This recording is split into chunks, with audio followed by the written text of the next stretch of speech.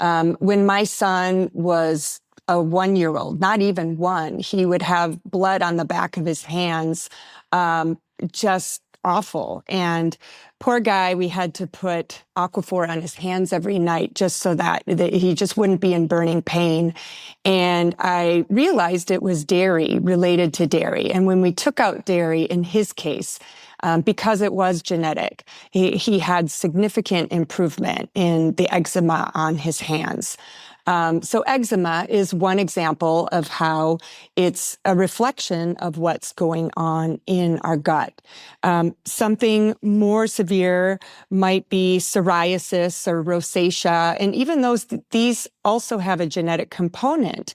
They are highly influenced by the inputs, the types of foods that we eat, because your genetics are telling you that they just can't keep up with certain things. So you just need to change the inputs to support the genes a little better. So if you have this food sensitivity that's triggering some of this inflammation in the gut that then is expressed on the skin, that is where that connection occurs. Another example I find is yeast overgrowth. Yeast overgrowth will often show up on the skin. And so decreasing sugar, which is what yeast often likes, decreasing processed foods as much as possible, really eating more plant foods to feed your good microbes better. All of those things are going to help this balance in your gut and then eventually your skin. And it's true that some of these are a lot tougher, like rosacea and keratosis pilaris. These they can be improved. And so sometimes we can't take care of things 100%, but we can truly make a big difference in decreasing the symptoms without relying on medication to improve skin conditions. And my daughter Quinn's an example. So even though gluten had an effect on her immune system, it also affected her skin. And she found that dairy contributed to some of that as well as sugar and stress. So, and it wasn't about reaching perfection. It's very difficult to be perfect about anything. We don't want people to be obsessed with eating healthy or that it has a truly negative impact on their quality of life. But we can still enjoy our lives eating better, right? Making more better choices, including more of those whole foods that we need and less of those things that might stress our microbiome, that might add more toxins or burden to our system when we don't detox as well. So again, those are just examples of how skin can be affected. Acne is another one. I don't want to forget acne. And yes, there is a genetic component once again, but even research is showing that dairy is one of those components or examples of how a person may not handle the change in hormones going through puberty and having dairy at the same time. So one thing would be to take that break from dairy as you're going through puberty, eating, less chemicals, lower sugar, all of those things are going to help clean your gut up a bit more so that your skin is better. Water is important too, by the way. Let's not forget water because water helps us clear toxins. And I even see water or lack of water being connected to acne. Kids drinking a lot of soda, sugary drinks, even diet sodas, and not enough water can have an impact on skin. So very simple things, small changes that can be made. So another category I want to cover is pain. And pain can be a significant hindrance in your quality of life. And as I shared previously, how migraines had an effect on my overall quality of life. And even in a previous episode with Sophie, she shared how she had debilitating migraines as well, starting in 2nd grade, and how gluten was the trigger in that case. So again, pain can be connected to a food intolerance as well. It can also be affected by a more broader scope. So if we chronically have this overload of depleting inputs, of more processed food, more chemicals, more sedentary lifestyle, really high stress, lack of sleep. And we add all of these things up. And maybe we also add a genetic predisposition to not being able to detox well. So if we take all of these together and we suffer through this day after day after day, we experience chronic inflammation in our gut. And what I talked about previously is this chronic inflammation then can spread to other parts of our body because we have leaky gut. And this can show up in our joints, and this can affect arthritis. This can show up, like we said, with migraines.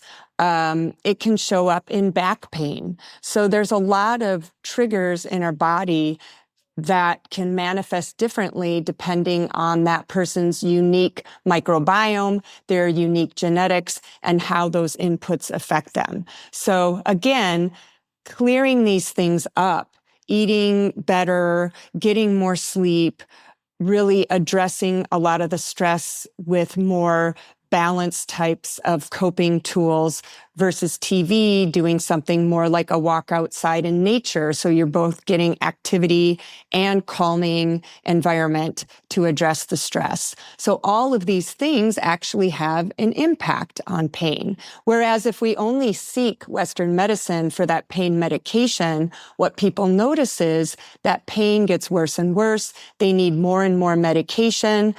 All of a sudden they have even more symptoms. All of a sudden they have these new recurring gut symptoms that are added to the problem. And so you can see the snowball effect that occurs. And that's why sometimes I'm the person that people find way down the line when they've tried all these different medications, they've tried different coping tools, and everything's getting worse. So what I try to help people do is really look back at what's going on at the root and what is your current state? How is your microbiome looking? What are your genetics or your family history? Let's look at all of these things to help you clear these things up gradually and help you gradually decrease that dependence on medication. That is the hope. And it really is a success for many people. It doesn't happen overnight. And that's the thing about functional medicine. We often do want a quick fix, but these are gradual changes and the body takes time to reset. And they are lifelong changes so that you know when you make them, this is for good. So always keep that in mind. Another simple category that people don't always recognize is just energy levels, like having chronic fatigue, waking up tired all of the time, tired in the afternoon. And of course, yes, you do want to look at your sleep first, but there are other things that contribute to fatigue. For example, think about when you get sick, you get a virus, and what does your body do? It shuts down. It does not allow you to walk around, to function, to do your everyday things. You're usually in bed all day. So that is where the body forces fatigue on the body because it needs to fight this infection. All the energy needs to go there. So keeping that in mind, understand that when you have chronic inflammation, no matter what that cause is, whether mostly your microbiome, any triggers that you're having, toxins that are coming in, you're actually tiring your body out. You're increasing this burden. And that's why people, regardless of the amount of sleep they get, will experience chronic fatigue. And that's why even fatigue can be alleviated when you're really clearing up these root sources of problems. And you're looking for more of those supportive inputs to balance out some of these negative inputs that could be contributing to the fatigue. And finally, one thing I don't show on my tree of life diagram is bone health. Bone health is extremely important for all of us, and including when kids are growing. And when we have inflammation in the gut, it actually affects the absorption of a lot of nutrients, including calcium for bones, magnesium for bones, and magnesium is important for over 200 enzymatic reactions in the body, including for our brain. It also affects the absorption of iron. And so a lot of times people will experience chronic anemia. Like, why am I anemic? And it could be as simple as poor absorption of some of these nutrients because you have chronic inflammation. And especially when I'm working with youth that experience something more severe, like celiac disease, ulcerative colitis, or other types of more severe gut inflammatory conditions. So know that bone health and also blood health are important as well and can be symptoms seen in lab testing. So this is likely an oversimplification of how root causes or root issues affect our body and the expression of these different symptoms that we talked about.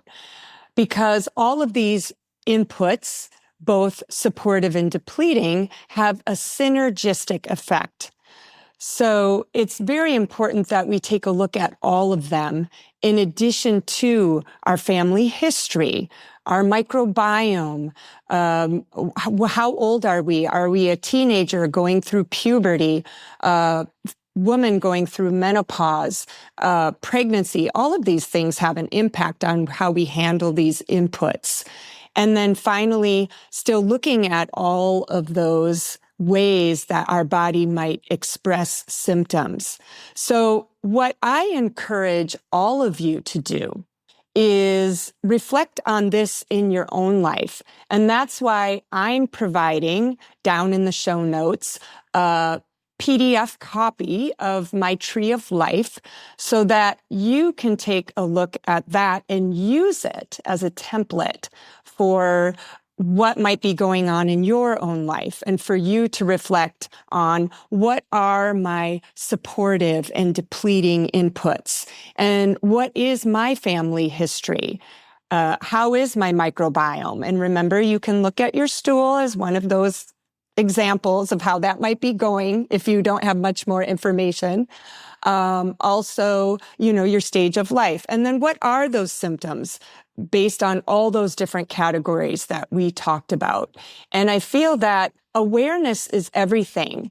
And just reflecting on this for yourself will be the biggest step that you can take to improve the quality of your health, because you'd be surprised about how the simplest things can have a great impact on your quality of life. And again, these changes are gradual. So sometimes you may not even notice the improvement until 3 months later, you look back and it's like, oh, wow, I'm not noticing that as much fatigue anymore. And so because it's gradual, you do want to kind of track and look back at that level of improvement. And so hoping that you can take this and apply this in your own life as well.